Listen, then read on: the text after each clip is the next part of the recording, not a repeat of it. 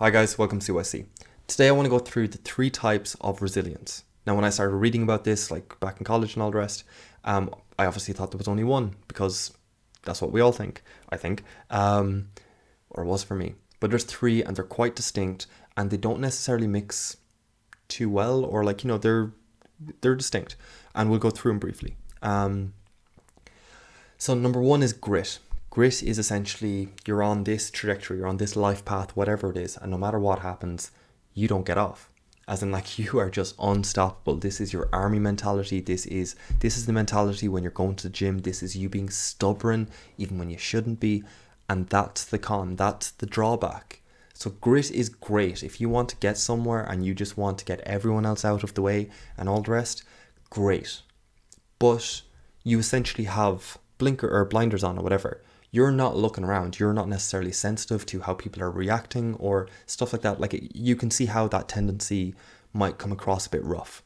But it's drive and it's admirable. It's quite attractive.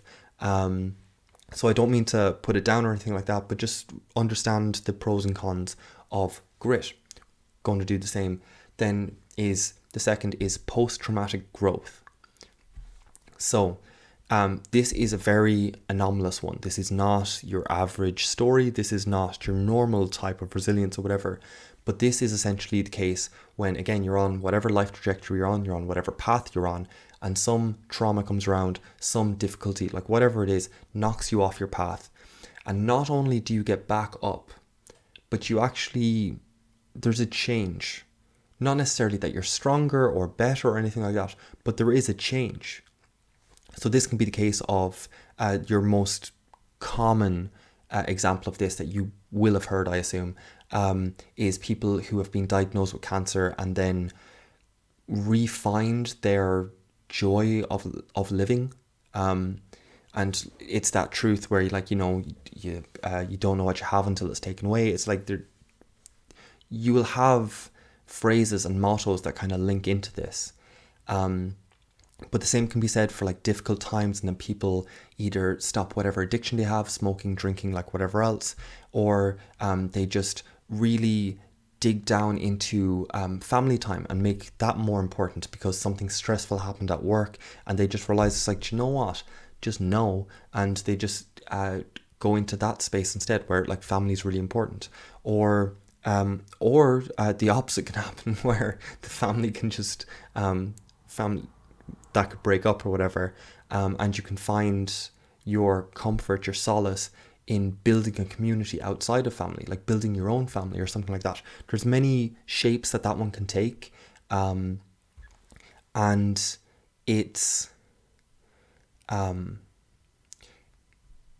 not necessarily abrupt, but it is quite drastic, as in like some of those changes are quite drastic, and that would be the con of that type of resilience, is that you're drastically changing your situation because of a single event or because of some sort of build up or whatever it is. But it's a drastic change. And again, I'm truly not trying to put this down. I just want you to understand the different types. But if we were looking at someone who was bipolar or manic or something like that, that would also be like a drastic change, because as in the pattern of a manic episode would be making drastic changes or making giving up on old ones, like really kind of starting from scratch and just going hell for leather, with the caveat that in those situations it's quite unrealistic and stuff like that. So it's different. It is different. Don't confuse me on that. I hope I'm explaining that okay. Where mania is unrealistic, but the post-traumatic growth thing or whatever is quite drastic. So just that's your pro and con of that. And then your normal resilience or your general resilience is where you're on, again, whatever path you're on, whatever trajectory, you get knocked down and you get back up quite quickly. So, and you're already going to know the con of this one, but it's essentially that you might pressurize yourself to recover quickly, and you might not give yourself enough time. You might not learn all the lessons that trauma has to offer you. and stuff like that. So why do I say all of this? I'm all about resilience. It's what I did my thesis on. It's what, like, that was my master's thesis. It's like, I think it is one of, if it's what I want to teach people. It's really important for you to feel, for you to have worth in yourself and not be so susceptible to the outside world. That's the best way of saying it. So I'm not against it. Obvious. I hope it's obvious. So why do I lay out the cons of each type?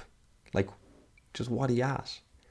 And the reason I do it is because I think that knowing the cons lets you move forward faster, better. So if you know that you are in grit gear at the moment, you're after shifting into just sheer grit. I'm getting this project done by the end of this week, no matter what. I don't give a damn. Awesome, you're unstoppable, go for it. You will have to pick up pieces afterwards, perhaps, where you step on toes, or you insult someone, or you don't offer them enough time. Perhaps someone else is going through a difficult time. I'm not trying to say you need to pick up everyone. You don't have to help everyone. I'm not trying to say this, okay? I'm just trying to say that when the project's done, maybe for you to retain that ability to go into grit mode, to go feral, as Ross Edgley says,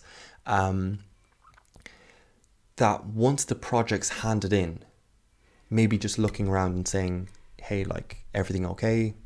Sorry, but like, or don't say sorry. You're on a mission. You don't need to say sorry. You're doing stuff. Fair play to you. It's admirable. It's admirable. It's attractive. Sorry. But just check in with people, perhaps. If you're in the post-traumatic growth thing or whatever, again, that's anomalous, so that's not necessarily something to aim for. That happened. That's not something really to chase, because if you chase that one, that's closer to mania than it is to actually post-traumatic resilience or post-traumatic growth. So you don't chase that one, but if it so happens that you find yourself in that situation and you're just like, something happens where you just look at your life afresh and you're like, do you know what? I'm moving these pieces. I just don't like it at the moment. This would be like a midlife crisis sort of thing or whatever. And you're just like, do you know, like, just reorganizing how the life you've constructed. Because you recognize that you built it. Not necessarily on your own. You had family, you had the environment, like the world pushed you in a certain direction. But at some point you might kind of just re-look at it and just be like, nah, this jigsaw isn't working out, like. But if so, just recognize that is quite a drastic change. And just because people might be resistant to your change doesn't mean that they don't want what's best for you. They're just worried about it being too drastic and making sure you're being safe while you're having drastic changes. So in that situation, perhaps you might reach out and look for the criticism and all the rest. Maybe that one depends, but just understanding that dynamic, I think, is quite good in maintaining your resilience, not to get in the way of it. I'm not trying to make you cautious of being resilient or anything like that, but just actually, because it's not a short burst thing. It's not something you're going to do for a week. It's not something you're going to like hunker down and get the project done this week and then you're never going to tap into it again. Now, you want to be able to have that like on demand. And for the post-traumatic growth, if you're trying to rebuild a life, you need to commit to it. Like, that can't be a week-long thing either.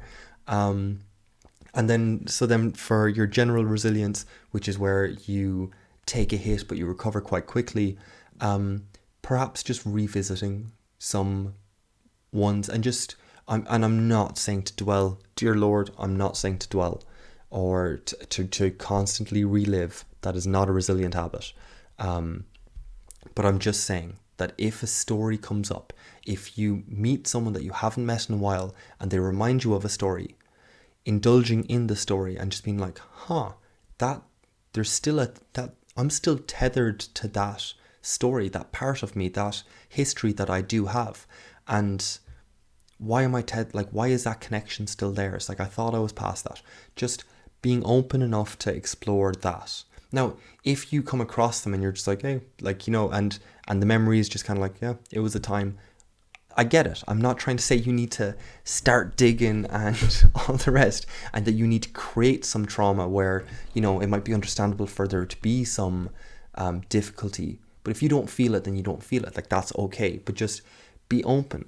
Like, have a mindfulness moment where you just say, like, okay, did my heart just race? Did I go flush? Like, what quite happened there? Did I change? Did I become super self-conscious of the way I walk and the way I hold myself and all the rest? Did that happen? And if so, perhaps just being like, what exactly am I tied to? Like, what part of that story, that history, because it's not you anymore, it's just part of the story that is, or it's part of the story that you went through. But we've already done the whole ego death thing, so I don't need to tell you that you are not your story. You are the kind of witness. You are, okay, separate video. But okay, so that is your 3 types of resilience. They're quite distinct. And I just wanted to kind of offer this insight into those 3 and the pros and cons of each, or even simply, okay, take one thing away from this video, whatever it is, simply the fact that there is 3 different types of resilience. Perhaps that's it. Maybe it's the pros and cons of each one. Or maybe it's the tools you might use to counteract the cons of each one. So whatever you got from this video, I hope you got something. I hope it helps. If so, let me know kind of which bit speaks to you. And you can do that in the comments below, or give, like, DM me or whatever.